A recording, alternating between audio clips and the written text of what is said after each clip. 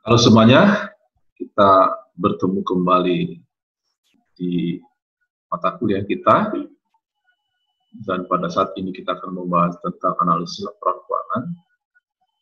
Kalau di video sebelumnya kita telah membahas apa itu manajemen keuangan, aktivitas pokok yang dilakukan di dalam manajemen keuangan, lalu kita mencoba mempelajari tujuan perusahaan, dan lalu bagaimana aktivitas manajemen keuangan itu terekam di dalam laporan keuangan.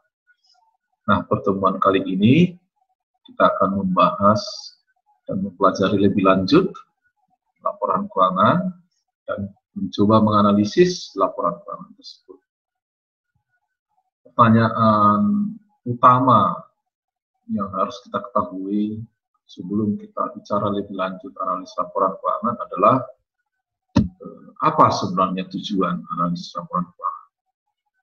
Tujuan yang paling pokok dari melakukan analisis laporan keuangan adalah untuk mengetahui prospek perusahaan. Ya, apabila kita ketahui prospek perusahaan, misalnya prospeknya bagus, maka kita bisa menggunakan hal itu untuk membuat keputusan-keputusan ekonomi. Misalnya kita apakah akan membeli saham perusahaan, atau apakah kita akan menjual saham perusahaan, apakah kita akan bekerja sama dengan perusahaan, apakah bank akan memberikan kredit, dan keputusan-keputusan lainnya. Ya. Jadi saya ulangi, tujuan yang paling ultimate, yang paling puncak dari melakukan analisis laporan keuangan adalah untuk mengetahui seberapa baik prospek perusahaan. Nah, mari kita lihat lebih detail analisis seperti apa yang kita lakukan terhadap laporan keuangan. Tetapi juga bisa mempelajari lewat materi PDF yang saya sudah kirim lewat web. Ya. Nah, analisis laporan keuangan yang hendak kita pelajari berkaitan dengan analisis tren, perubahan dan common size, lalu analisis likuiditas, analisis aktivitas, analisis solvabilitas, analisis profitabilitas, dan analisis cash flow. Ya. Pertama, mari kita lihat analisis tren, perubahan, dan common size. Analisis tren itu berusaha untuk mengetahui tren perkembangan pos-pos dalam laporan keuangan. Tren perkembangan aset, serta komponen-komponen aset, mulai dari kas sampai dengan tanah, misalnya. Tren perkembangan utang, tren perkembangan ekuitas. Tren dalam hal ini adalah nilai rupiah absolut dari waktu ke waktu. Kita lihat, dari situ kita bisa mengetahui mana yang bertambah banyak, mana yang berkurang, mana yang naik signifikan, mana yang turun signifikan. Kalau kita bicara pendapatan misalnya, itu dengan melihat tren kita bisa lihat apakah kita cukup memuaskan dengan tren kenaikan atau perubahan pendapatan. Kalau tren biaya misalnya, kalau ada biaya-biaya yang meningkat, bagaimana kita mengelola perusahaan. Bagi pemakai laporan keuangan, tren itu bisa untuk mengetahui apakah perusahaan bagus di dalam mengendalikan biaya. Misalnya. Pada biaya-biaya apa saja perusahaan mengeluarkan uang banyak, biaya apa yang sulit dikontrol, itu bisa digunakan oleh pemakai laporan keuangan untuk menilai, ya, berdasarkan tren. Ya. Lalu kita juga mencoba melakukan analisis perubahan. Kalau tadi tren melihat perkembangan nilai rupiah dari waktu ke waktu, Kalau perubahan, kita bisa melihat perubahan nilai rupiahnya maupun perubahan dalam persentase. Misalnya, apabila kita mencoba melihat tren kas tahun 2017, 240 miliar, lalu tahun 2018, 250 miliar, berarti terjadi perubahan dalam rupiah, yaitu bertambah sebesar 10 miliar. Nah, pertambahan 10 miliar itu, kalau kita lihat dalam bentuk persentase, maka bertambah sebesar 4,17%. Ya. Lalu berikutnya adalah analisis common size. Analisis common size itu menggambarkan perbandingan antara pos-pos tertentu dengan jumlah total yang ditentukan. Perbandingan dengan nilai rupiah, pos-pos yang ada dalam laporan keuangan dengan angka tertentu yang kita jadikan dasar sebagai penyebut. Ya. Misal kita mencoba melakukan analisis common size neraca, laporan posisi keuangan, ya, di mana kas tahun 2017 240 miliar. Angka pembanding yang kita gunakan adalah total neraca, total aset, yaitu 1,2 triliun. Ya. Berarti common size untuk 2017 untuk kas adalah 240 miliar dibagi dengan 1,2 triliun ketemu 20%. Jadi memaknai 20% ini adalah jumlah kas adalah sebesar 20% dari total aset. Itu cara memaknai common size. Dengan analisis common size bisa kita ketahui sebenarnya komponen-komponen apa saja yang paling besar dalam laporan keuangan. Ya. Kalau kita melakukan analisis common size terhadap neraca, biasanya angka total yang dijadikan dasar dalam menghitung common size adalah total aset. Tapi apabila kita melakukan analisis common size terhadap rupiah laba, maka angka total yang kita jadikan dasar untuk analisis biasanya adalah penjualan. Ya. Itulah analisis common size. Nah, di sini saya cuplik laporan keuangan PTHM Sampurna ketika. Yang pertama ini adalah analisis terhadap laporan posisi keuangan. Jadi kita identifikasi pos-pos yang ada di dalam analisis, yang ada di dalam laporan posisi keuangan seperti dimulai dari kas. Ya. Kita ikuti perkembangan setiap pos itu dari waktu ke waktu, dari tahun ke tahun, dalam hari ini 2017 ke 2018. Ya. Lalu kita lihat seperti apa jadinya apabila kita sudah mengidentifikasi setiap pos, melakukan analisis tren, lalu menghitung perubahan baik dalam nilai rupiah maupun dalam common size. Ya. Kolom pertama ini adalah pos-pos yang saya cuplik dari laporan posisi keuangan.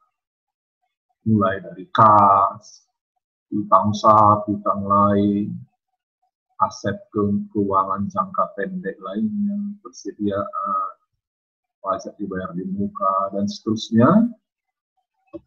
Total aset lancar, lalu aset tidak lancar, sampai dengan jumlah aset tidak lancar, sampai dengan jumlah aset, yaitu penjumlahan antara aset lancar dengan aset tidak lancar, lalu kemudian pos-pos utang, baik jangka pendek maupun jangka panjang, lalu pos-pos ekuitas, ya. Nah, setiap pos itu kita masukkan jumlahnya ke tahun yang kita analisis, dalam hal ini tahun 2017 dan 2018, supaya bisa melihat trennya. Ya. Ini angka ini dalam triliun rupiah, ya. Sorry, dalam juta rupiah. Dalam juta rupiah ini. Angka ini. Ya. Dalam juta rupiah. Nah, kita bisa lihat di sini tren, misalnya tren kas. Tren kas 7,5 triliun menjadi 15,5 triliun. Berubah dalam hal ini, bertambah sebesar 8 triliun. Dan pertambahan tersebut setara dengan 108,4%. Ya, 108,4%. Apabila angka total aset yang kita jadikan dasar untuk menghitung common size, maka common size untuk kas tahun 2017 adalah 17,39%, dan tahun 2018 adalah 33,3%. Itu untuk kas. Misalnya kita lihat persediaan. Di tahun 2017, 18 triliun, lebih sedikit. Tahun 2018, berubah menjadi 15,183 triliun. Terjadi penurunan sekitar 2,4 triliun. Ya, penurunan tersebut setara dengan 15,76%. Kalau kita jumlahkan atau kita bandingkan nilai persediaan terhadap total aset, ada sebesar 41,78% tahun 2017 dan 32,58% tahun 2018. Nah, analisis yang sama kita lakukan terhadap semua unsur laporan posisi keuangan, ya, mulai dari aset, kewajiban, satu persatu. Sehingga dari sini kita bisa melihat tren perubahan, ya, tren dan perubahan serta komposisi pos-pos tersebut dibandingkan dengan total asetnya. Lalu apa yang bisa kita petik dari analisis ini? Sebenarnya kita bisa bercerita analisis ini satu persatu, ya, pos per pos. Kita bisa bercerita kas, kita bisa bercerita piutang usaha, piutang lainnya. Bisa saja kita bercerita satu persatu. Tapi bisa juga kita lihat hal-hal yang sangat menonjol, ya. Seperti, mari kita lihat misalnya di sini. Dari analisis tren. Dari analisis tren bisa kita lihat bahwa perkembangan paling pesat adalah kas. Kas perusahaan itu sangat pesat bertambah. Di sisi aset juga yang paling banyak berkurang adalah persediaan. Ya, angka persediaan cukup signifikan berkurang. Kalau di sisi kewajiban kita bisa lihat kewajiban yang paling signifikan bertambah adalah utang cukai. Utang cukai ini karena kita bicara perusahaan rokok, ya, 2,67 triliun perubahan dari tahun 2017 ke 2018. Perubahan-perubahan lain mungkin tidak terlalu signifikan. Kalau saldo laba atau laba yang ditahan perusahaan untuk kegiatan operasi yang tidak dibagikan sebagai dividen bertambah 1,2 triliun. Hal-hal yang menarik lagi yang bisa kita lihat dari analisis ini adalah bahwa komponen yang sangat besar yang membentuk aset adalah, mari kita lihat di sini, komponen terbesar yang membentuk aset adalah kas, 33,3%, luar biasa ini. Dari analisis Common Insights kita ketahui bahwa kas perusahaan itu sangat besar, ya, sebesar 33,3% dari total aset. Komponen kedua adalah persediaan sebesar 32,58%. Dan komponen ketiga baru aset tetap. Sangat lazim perusahaan itu komposisi paling besar di aset adalah aset tetap atau aset tidak lancar. Tetapi di sini kita lihat aset tetap hanya 15,64% dibandingkan dengan jumlah asetnya. Jadi dapat kita lihat jumlah aset lancar PT HM Sempurna berkontribusi sebesar 81,18% terhadap total aset. Ya.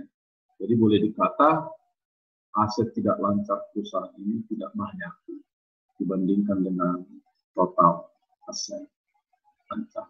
Dari sisi manajemen keuangan bisa kita sebut modal kerja perusahaan itu sangat besar, ya, 81,18% dibandingkan total aset.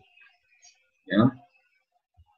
Dari segi piutang bisa kita lihat bahwa, dari segi utang bisa kita lihat bahwa utang jangka pendek atau liabilitas jangka pendek yang paling menonjol adalah cukai tadi, ya. Utang usaha, utang pajak cenderung menurun, tapi cukai meningkat tajam, ya. Tetapi di sisi utang jangka panjang atau liabilitas jangka panjang relatif stabil, tidak banyak berubah.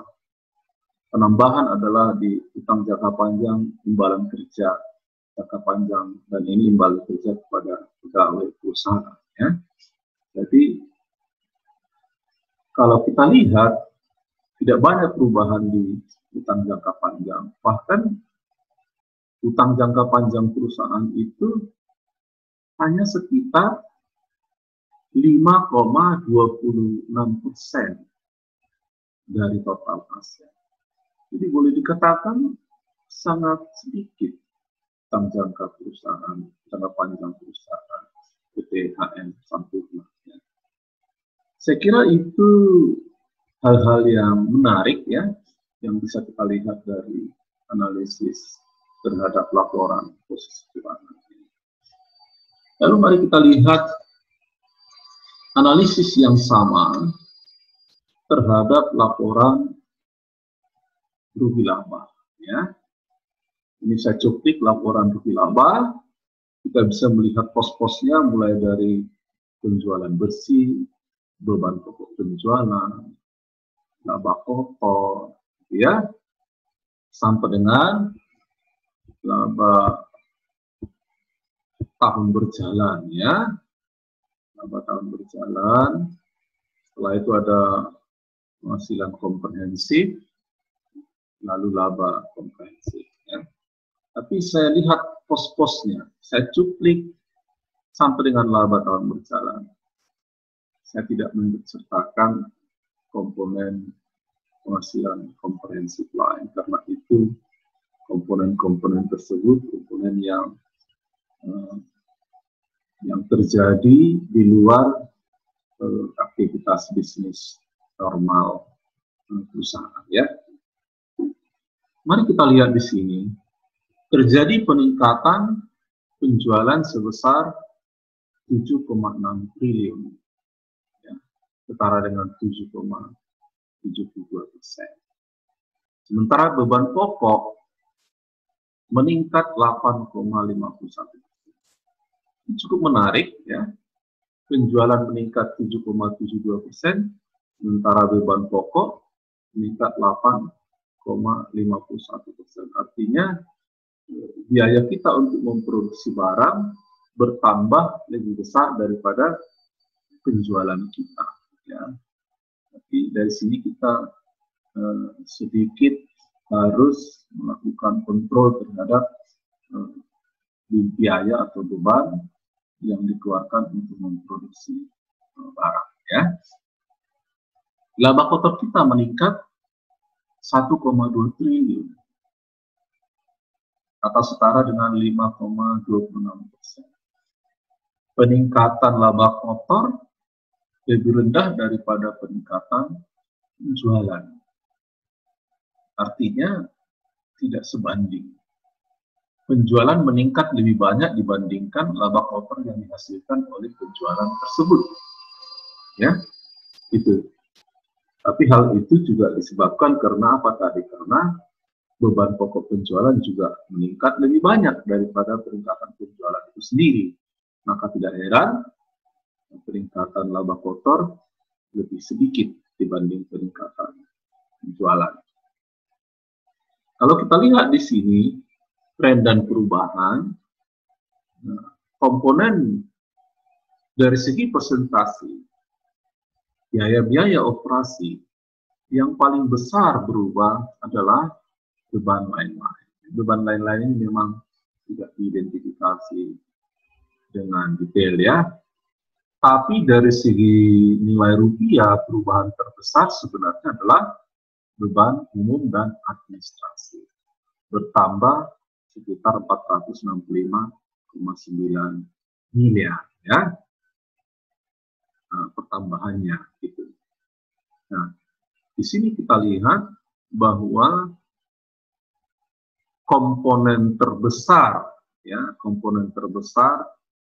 dalam biaya operasi perusahaan adalah beban penjualan ya. Kalau kita bandingkan dengan total penjualan 5,9%. Sementara kalau beban umum dan administrasi hanya 2,17%. Lalu laba operasi perusahaan ya, atau kita sebut laba sebelum pajak ya, laba sebelum pajak perusahaan 16,8 triliun ya di tahun 2017 meningkat menjadi 17,9 triliun di tahun 2018. Peningkatan itu adalah 1 triliun lebih sedikit ya. Dan komponen laba itu dibandingkan dengan total penjualan untuk tahun 2017 adalah 17,05%.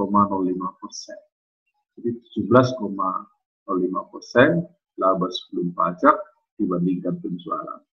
Untuk tahun 2018 16,83%. Lalu kita lihat laba tahun berjalan atau laba setelah pajak ya. Sebesar 12,67 triliun tahun 2017 meningkat menjadi 13,538 triliun. Peningkatan yang terjadi di laba tahun berjalan adalah 867 miliar ya, atau 6,87%. Jadi perusahaan ini dalam banyak pos tumbuh ya. Labanya tumbuh, penjualannya tumbuh, tapi biaya juga tumbuh.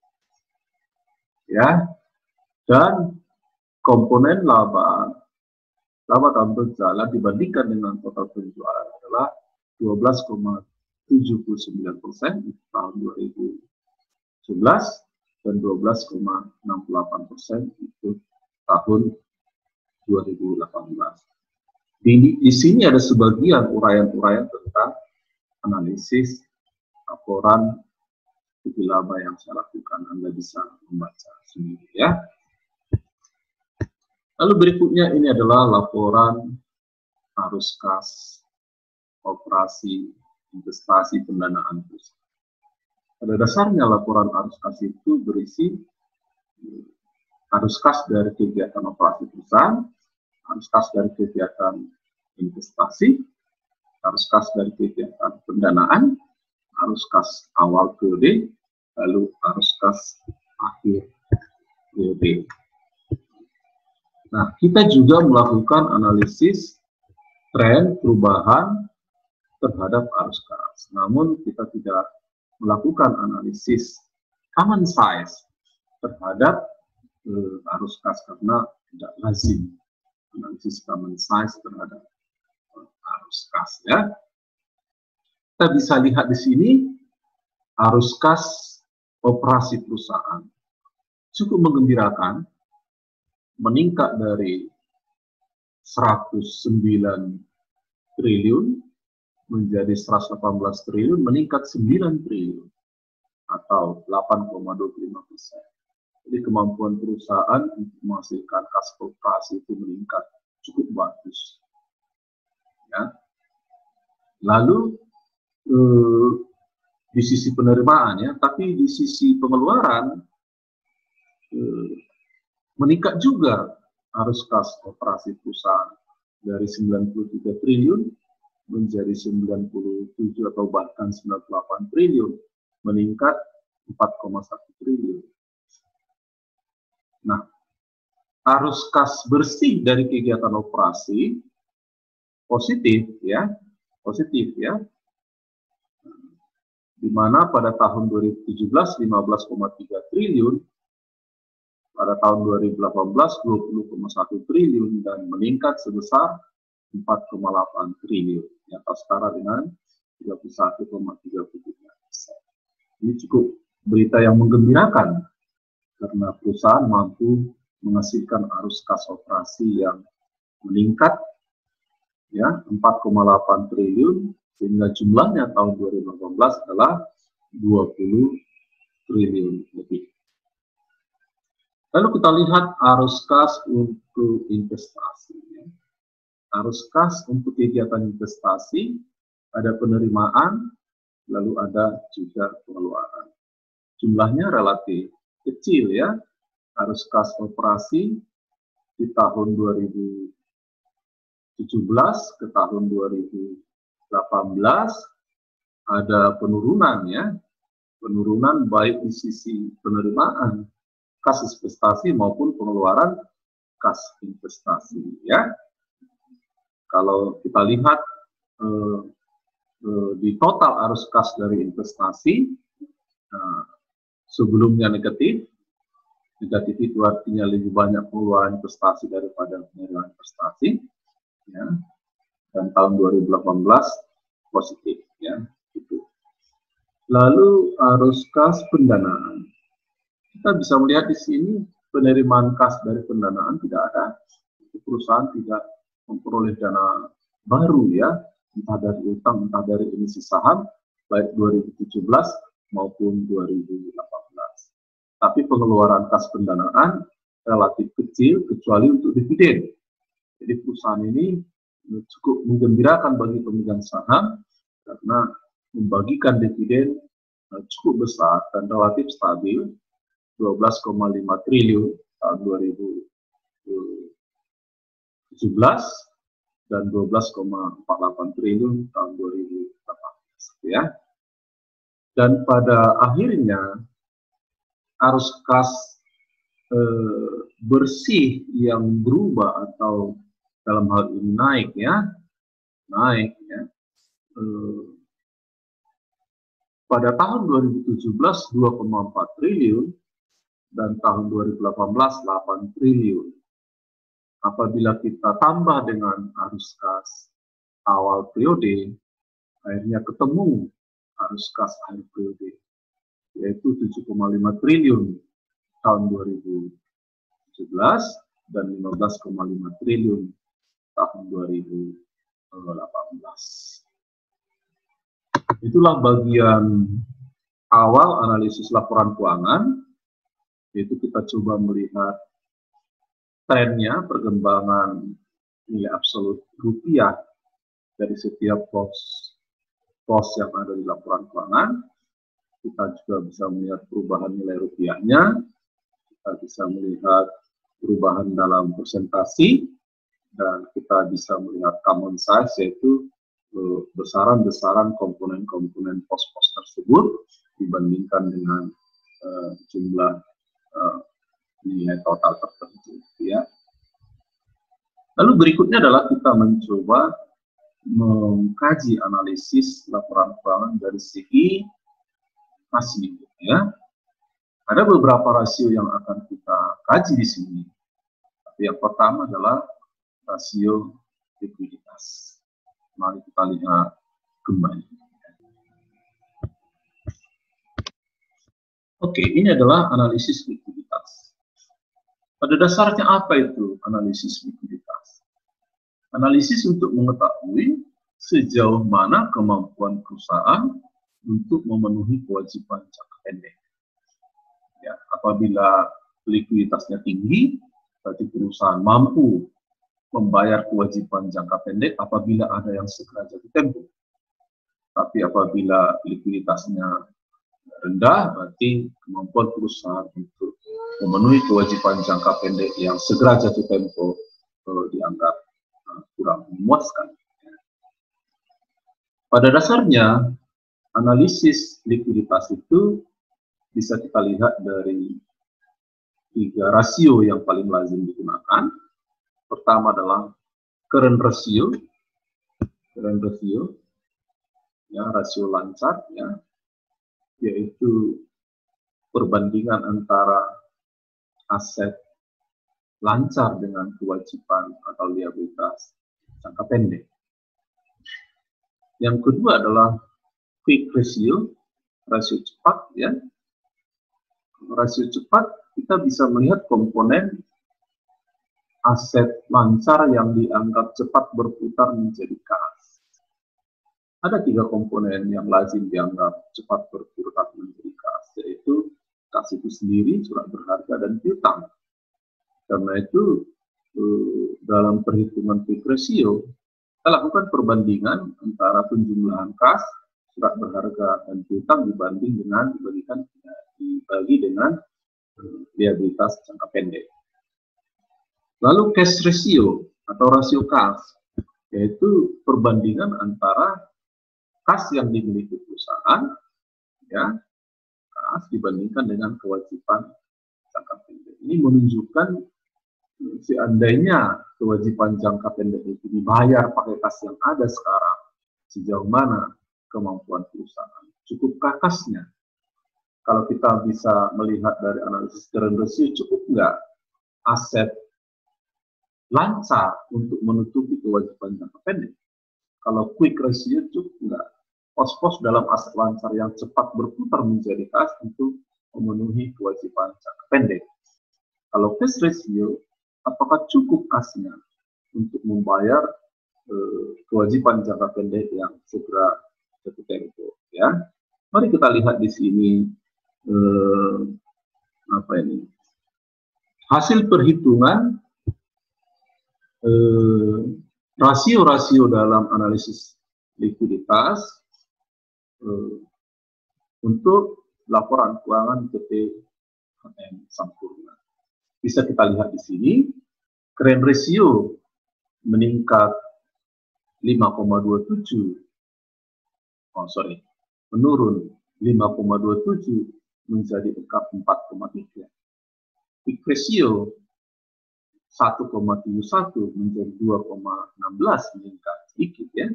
Cash ratio 1,16 menjadi 1,76. Tentu rasio-rasio tadi itu kita hitung sesuai dengan rumus yang sudah saya jelaskan tadi, ya. Nah, kita bisa melihat seberapa baik likuiditas perusahaan ini, ya. Ada semacam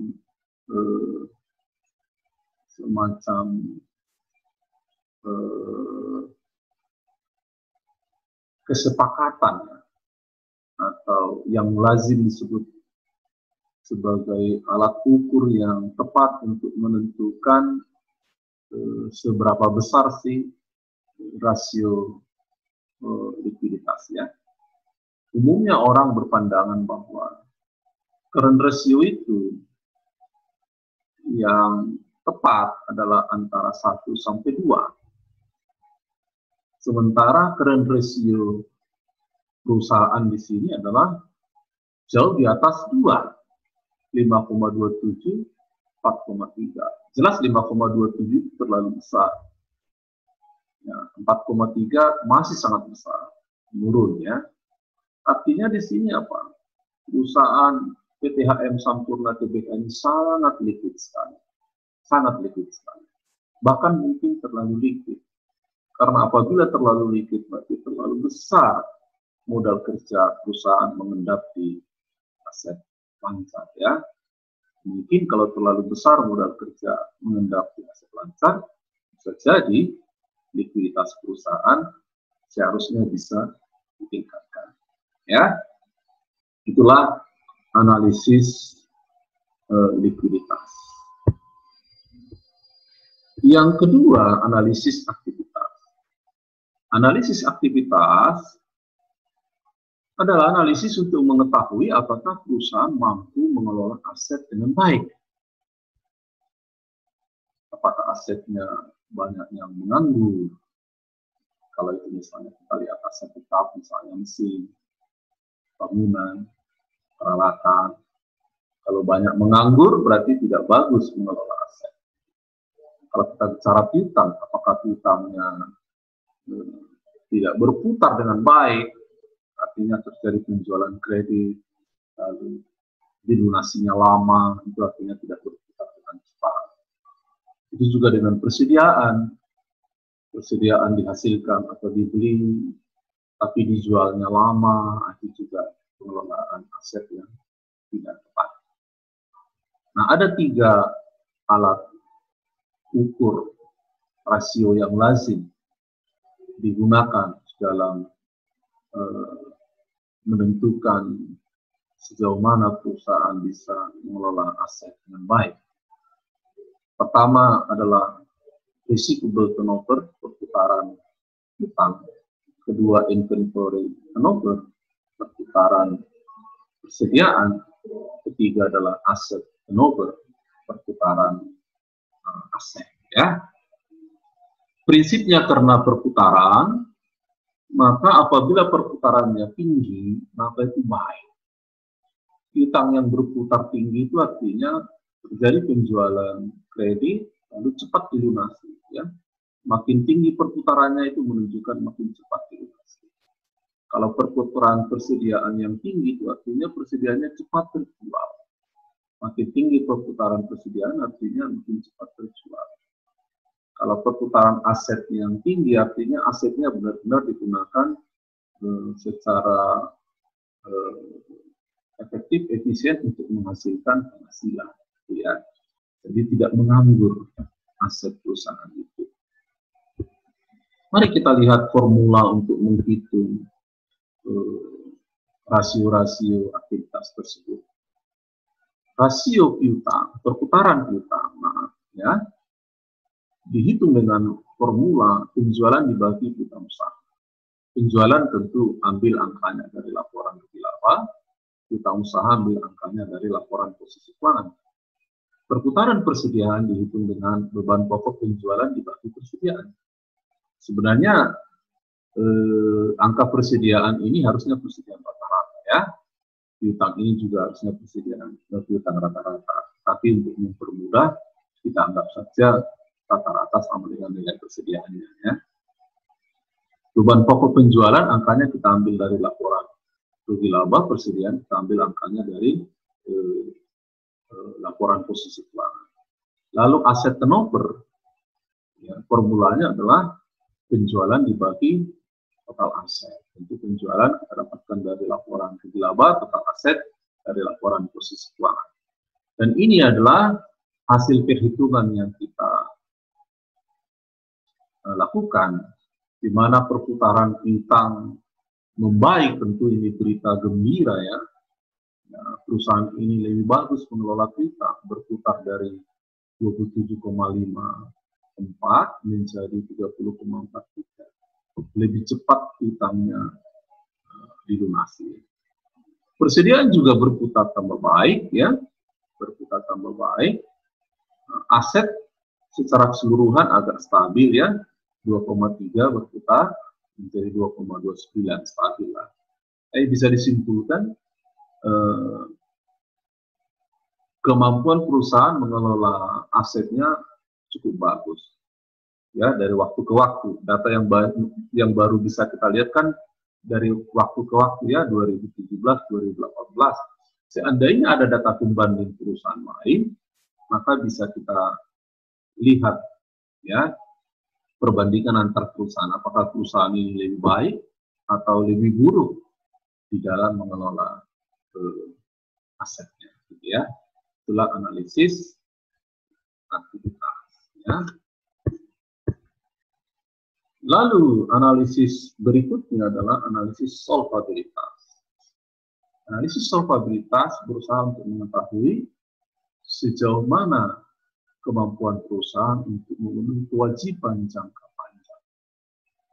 Kalau tadi analisis likuiditas untuk mengetahui kemampuan menghasilkan kewajiban jangka pendek, kalau solvabilitas memenuhi kewajiban jangka panjang.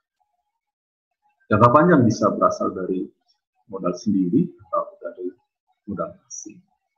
Ada dua formula yang kita gunakan, ya, untuk analisis solvabilitas, yaitu debt to asset ratio sama debt to equity ratio. Yang pertama adalah perbandingan antara utang jangka panjang dengan total aset, dan yang kedua adalah perbandingan antara utang jangka panjang dengan total ekuitas. Kadang saya sebut utang, kadang liabilitas, itu maksud saya sama, ya. Nah, kita lihat di sini, debt to asset ratio perusahaan itu kecil, 0,06, dan bahkan lebih kecil lagi, 0,05. Debt to equity ratio, ya, kecil, 0,07, stabil 0,07. Dari sini bisa kita lihat bahwa utang jangka panjang perusahaan ini sangat sedikit sekali. Kita sebagai analis bisa melihat bahwa seandainya perusahaan ini masih membutuhkan utang dari bank, akan sangat mudah dia peroleh, ya, karena komposisi utang dia terhadap total aset atau terhadap total ekuitas pun sangat sedikit sekali, ya. Solvabilitas perusahaan ini luar biasa baiknya, ya, sangat bagus sekali, ya. Dan stabil di angka kecil. Risiko bangkrutnya juga kecil, ya, karena kewajiban yang mau dilunasi juga tidak banyak. Jadi dari angka ini bisa kita sebut bahwa PT HM Sampurna ini tidak terlalu mengandalkan utang. Dia menggunakan ekuitasnya sendiri untuk mendukung kegiatan usahanya, ya. Ini termasuk perusahaan yang bagus, ya. Lalu analisis berikutnya adalah analisis profitabilitas. Analisis ini bertujuan untuk mengetahui sejauh mana kemampuan perusahaan untuk menghasilkan laba. Kita gunakan 3 rasio di sini, ya. ROA, return on asset, ROE, return on equity, dan ROS, return on share, ya. Nah, formula untuk menghitung ketiga rasio tersebut adalah ROA, laba tahun berjalan dibagi total aset, ROE, laba tahun berjalan dibanding total equity, ROS, laba tahun berjalan dibanding penjualan. Pada dasarnya, apabila angka-angka ini tinggi atau meningkat, itu adalah berita baik. Berarti kemampuan perusahaan menghasilkan laba, entah dilihat dari asetnya, entah dilihat dari ekuitasnya, entah dilihat dari penjualannya, itu bagaimana, gitu, ya. Mari kita lihat misalnya ROA. ROA stabil di angka 0,29%. Artinya sebesar 0,29% dari setiap rupiah aset itu adalah mampu menghasilkan laba. Setiap 1 rupiah aset perusahaan mampu menghasilkan laba 0,29 rupiah. Luar biasa, ya. Return on equity 0,37, 0,38 meningkat. Setiap rupiah ekuitas perusahaan mampu menghasilkan laba 0,37 atau 0,38 rupiah laba, ya. Lalu return on sales 0,13 dan 0,13 tadi. Setiap 1 rupiah penjualan dia menghasilkan laba 0,13 rupiah. Ini adalah perusahaan yang sangat bagus dari segi profitabilitas. Memang kita nggak bisa bandingkan, tapi karena saya sudah membaca banyak laporan keuangan, seandainya ada angka pembanding dengan perusahaan lain, baru kita tahu bahwa ini adalah perusahaan yang bagus, ya. Lalu analisis cash flow. Nah, cash flow pun tentu penting dianalisis, ya. Begini, ada pihak yang lebih melihat kinerja dari sisi laba, tapi ada juga pihak pembaca laporan keuangan yang lebih menonjol menjadikan cash flow menjadi indikator baiknya kinerja perusahaan. Tapi cash flow itu kan ada 3 pada dasarnya, 3 kelompok, ya. Cash flow operasi, ya, arus kas operasi, arus kas investasi, arus kas pendanaan. Dari ketiga arus kas tersebut, yang paling diperhatikan oleh pemakai laporan keuangan tentu saja adalah untuk menilai kinerja, ya, adalah arus kas operasi perusahaan. Karena itu adalah arus kas yang dihasilkan dari kegiatan perusahaan di dalam berbisnis. Kalau arus kas investasi umumnya adalah kalau nggak kecil ya negatif. Karena apa? Perusahaan melakukan investasi kalau negatif, ya. Misalnya mau membangun pabrik baru. Kalau arus kas pendanaan besar berarti dia memperoleh dana yang cukup besar. Maka itu bukan indikator kinerja operasi, ya. Kinerja sehari-hari perusahaan lebih tepat kita lihat dari analisis arus kas operasi. Maka rumus-rumus di dalam menghitung rasio-rasio arus kas di sini bersumber dari arus kas operasi. Mari kita lihat misalnya rasio yang pertama, asset efficiency ratio, yaitu rasio arus kas operasi dibagi total aset. Nah, rasio ini menunjukkan seberapa besar arus kas operasi yang dihasilkan dari setiap aset, ya.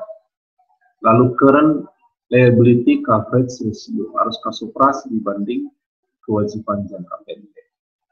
Lalu long term debt coverage ratio, arus kas operasi dibandingkan dengan liabilitas jangka panjang. Debt coverage ratio, arus kas operasi dibandingkan semua utang. Nah, itu ketiga rasio ini menunjukkan seberapa besar arus kas operasi dibandingkan dengan komponen-komponen utang perusahaan, yaitu utang jangka pendek, jangka panjang, dan total utangnya. Lalu yang ketiga, operating cash flow ratio, arus kas operasi dibandingkan dengan penjualan. Seberapa besar arus kas operasi yang dihasilkan dari setiap angka penjualan. Nah, apabila kita hitung rasio-rasio arus kas perusahaan PT HM Sampurna akan tampak sebagai berikut. Nah, arus kas operasi untuk pengukuran rasio aset efisiensi ratio meningkat 0,36 menjadi 0,43. Artinya apa?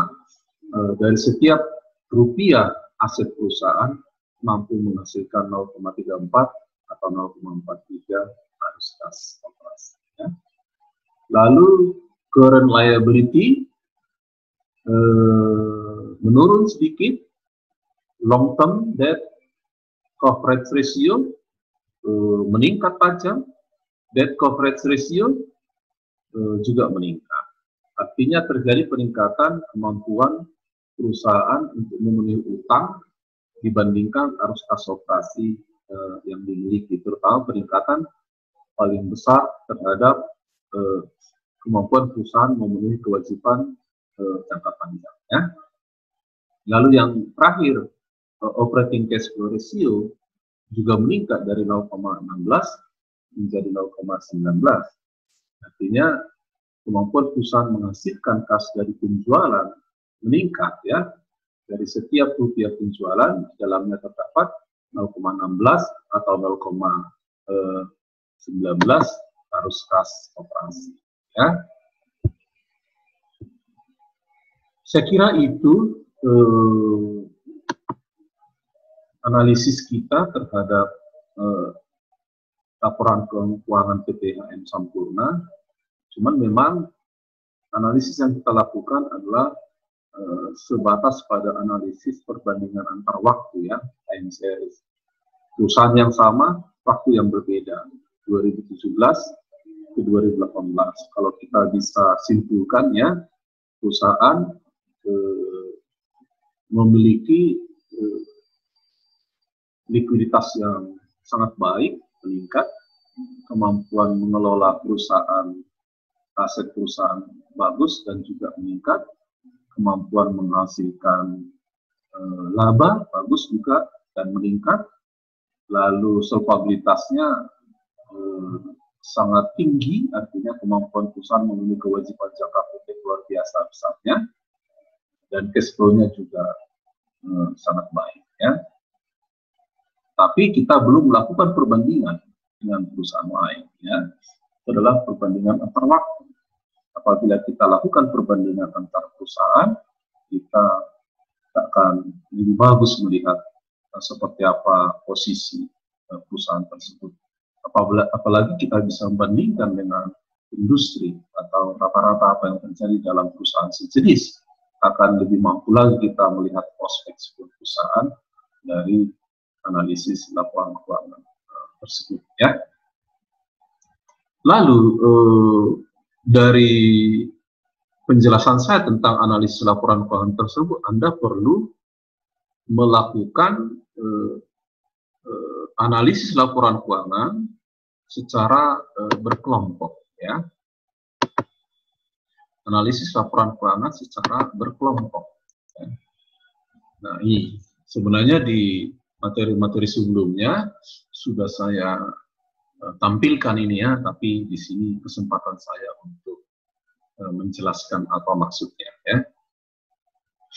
Setelah dibentuk kelompok, kelompok mendownload laporan keuangan dari link ini, ya, download laporan keuangan. Ketentuannya sebagai berikut. Laporan keuangan yang di-download adalah laporan keuangan tahunan, ya, bukan laporan triwulanan, bukan laporan tahunan, tapi laporan keuangan tahunan. Itu penting, jangan salah download.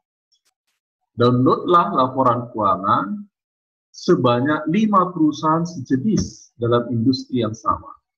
Misalnya kalau Anda memilih perusahaan telekomunikasi, download laporan keuangan 5 perusahaan telekomunikasi. Kalau Anda mau mendownload laporan keuangan pertambangan, downloadlah 5 laporan keuangan dari 5 perusahaan pertambangan. Gitu. Kenapa harus satu industri? Supaya kita bisa membandingkan. Tentu sulit membandingkan laporan keuangan apabila berasal dari industri yang berbeda. Lalu C, laporan keuangan tahunan yang di-download adalah laporan keuangan 2017 dan 2018. Saya sudah menyebutkan di video sebelumnya, perusahaan menyajikan laporan keuangan itu secara komparatif. Apabila kita mendownload laporan keuangan 2018, di dalamnya ada 2017. Apabila kita mendownload laporan keuangan 2017, di dalamnya ada laporan keuangan 2016 sebagai angka pembanding.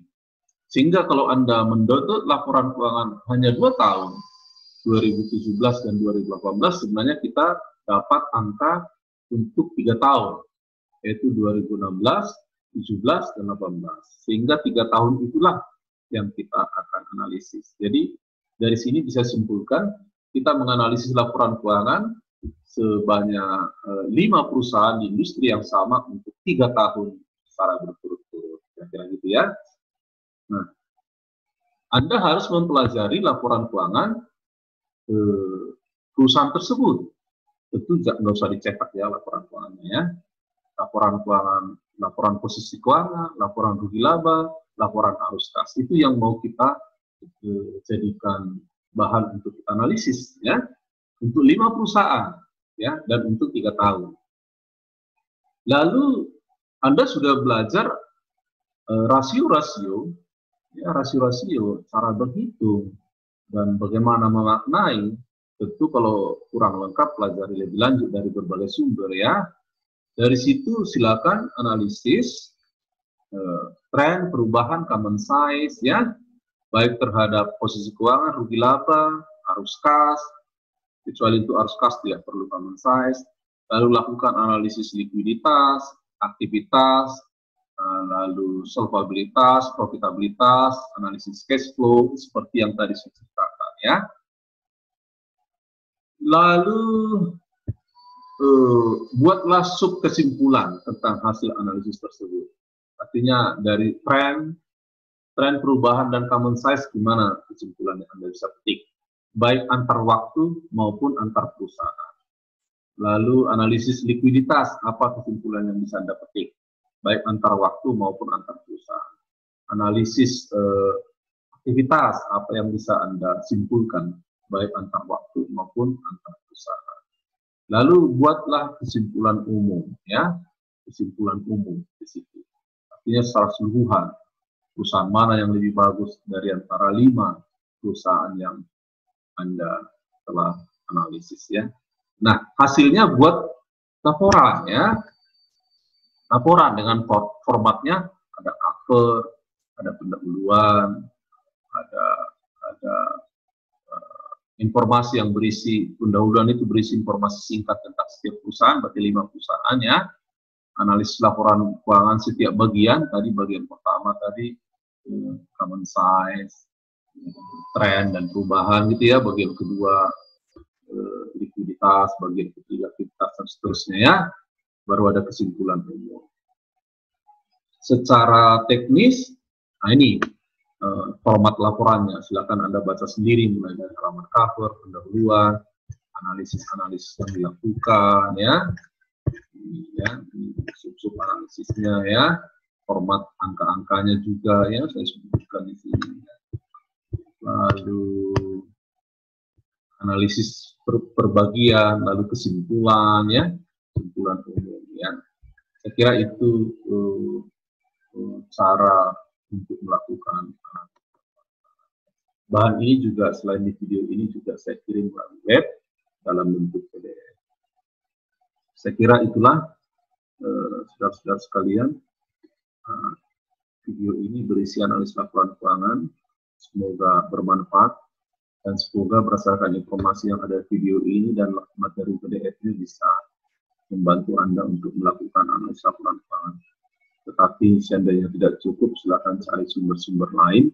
Banyak, pengetahuan adalah gratis ya, banyak sumber-sumber lain untuk mengetahui dan memahami analisis laporan keuangan.